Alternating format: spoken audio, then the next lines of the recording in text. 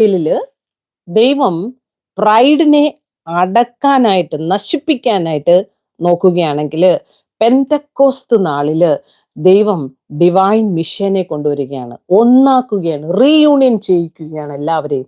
ദൈവത്തിന്റെ പദ്ധതി ഒന്ന് ഓർത്തു നോക്കിക്കുക. എത്ര വർഷമെടുത്ത് ഒരു ഭാഷ ദൈവം കലക്കിയിട്ട് മനുഷ്യനെ ചിതറിച്ചിട്ട് അവരെ അനേക സ്ഥലങ്ങളിലേക്ക് വിഭജനം ചെയ്തിട്ട് പെന്തക്കോസ്ത് നാളിൽ ദൈവം ഒറ്റ ഭാഷയാക്കി, ആളുകൾ ഒന്നിച്ചു, അതിൻ്റെ ആത്മീയ ഐക്യമുണ്ടായി.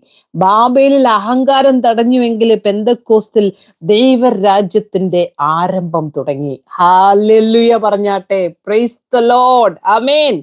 ദൈവത്തെ സ്നേഹിക്കുന്നവർക്ക്, നിർണയപ്രകാരം വിളിക്കപ്പെട്ടവർക്ക് സകലവും നന്മയ്ക്കായി കൂടി വ്യാപരിക്കുന്നു. Hallelujah. Praise the Lord. Amen. ഉൽപ്പത്തി 11 ലാംഗ്വേജസിനെ ക്രിയേറ്റഡ് ആക്കി, നേഷൻസിനെ ഫോം